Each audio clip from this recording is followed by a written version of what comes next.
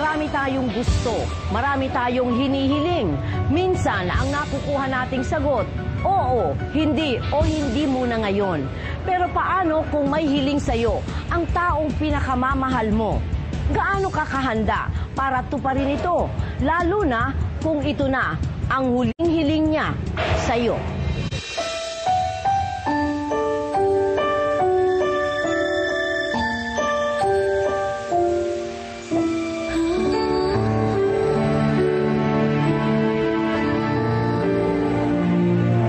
Pinag-usapan ng buong mundo at naging inspirasyon sa marami ang pagpapakasal ni Roden na may stage 4 liver cancer sa kanyang girlfriend na si Lizelle. Patunay na love conquers all. Pangarap yun ng lahat ng babae na makasal dun sa lalaki na minamahal din nila. Kaya yun, sobrang saya ko. Naiiyak ako, nakatingin ako sa kanya.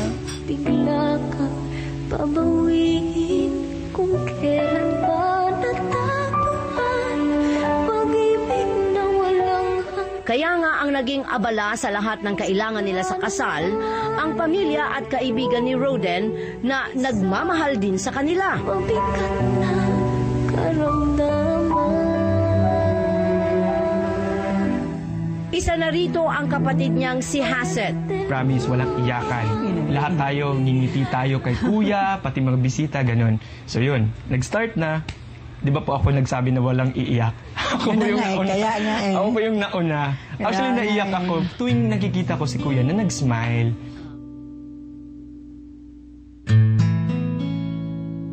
Panganay sa 3 magkakapatid si Roden. Simula pagkabata, si Mami Lori lang ang mag-isang nagtaguyod sa kanila.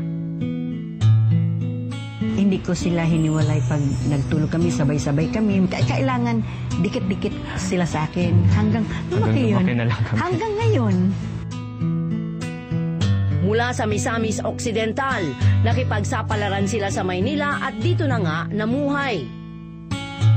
Sino ba tumayo na father figure sa inyong 3? Si kuya, siya yung talagang halos nag-aalaga sa amin na malambing naman siya na kuya at yun Siya nga, matapang. Matapang din kung may nag-arga lalo kay mama.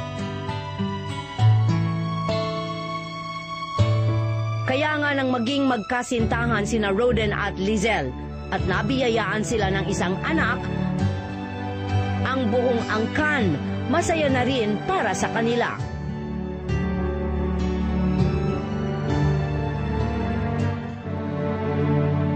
Pero sinubok ang pamilya nang malaman nilang may liver cancer si Roden. Kami pa rin talaga inisip niya. Ayaw niya pa rin makaabala kasi nga pagiging father figure, pagiging kuya, na gusto niya independent siya mismo. Siya dapat mag-aalaga sa amin, hindi siya yung aalagaan.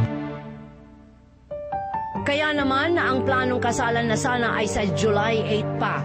Agad-agad nilang pinaghandaan. Kuya, bukas yung kasal mo. Tapos, hindi ko makakalimutan yung ngiti talaga na idulot nung pagkasabi ko sa kanya. Ang sarap po talaga ng ngiti ni Kuya. Grabe. Ayaw ko pakita sa umiiyak ako. Niyakap ko lang, Kuya, ginaling ko yung ulo niya. Magpakalakas ka. Sabi ko, Kuya, kailangan mabot ka sa kasal mo. Alam ko, ito yung pinakaantay mo ng matagal na. Balang araw, ikaw rin at ako ay muling magkakasama.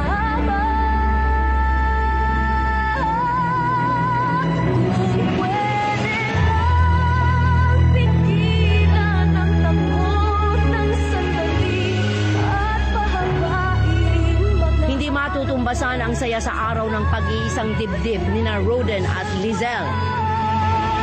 hanggang wakas. Asahan mo. Pero halos 10 oras pa lang ang nakakalipas, lumisan na rin si Roden. Dito ako, hindi kita iiwan. Sinabi ko sa kanya, kung gusto mo nang magpahinga, bigyan mo ako ng sign.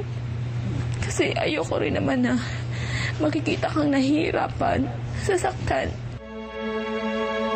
Pilit na nagpapakatatag sa isa't isa ang buong pamilya. Ang pinaghuhugutan nila ng lakas, si Baby Zakia, ang anak ni na Roden at Lizelle. Promise ko rin sa kanya, nilapitan ko siya, huwag kang mag-alala kay Bibi. Alam mo naman, mahal namin yung bata yung anak mo Lahat ng miyembro ng pamilya nakatutok ngayon kay Zakia. Siya kasi ang iniwang magandang alaala ni Roden sa kanila. Sa susunod na Martes, 30th birthday na sana ni Roden. Pero gaya noong nabubuhay pa, sigurado silang mas gugustuhin ni Roden na mapasaya ang anak kesa sa sarili niya. This is Ating Feeder program wherein she'll be taught how to read in 20 days only. So we will aiming for basic and advanced level. So in 20 days, her child will be able to read. Gusto nga namin sana siyang ipa-enroll kasi para matuto. Tuwa na sana si si Ruden. Kaya lang hindi siya natanggap. 2 years old and liha pa kasi siya. Hindi ko alam kung ano talaga ang purpose ni God, lahat na pangyayari. Kasi yung may mga imposible na nagiging posible. Marami na tayong narinig ng mga love story na may happily ever after. Pero kung may perfect love story man na nasusulat, ito ay yung pagmamahal na galing sa pamilya, na alam mong nandyan lang, anuman ang pagsubok na haharapin sa buhay. Hanggang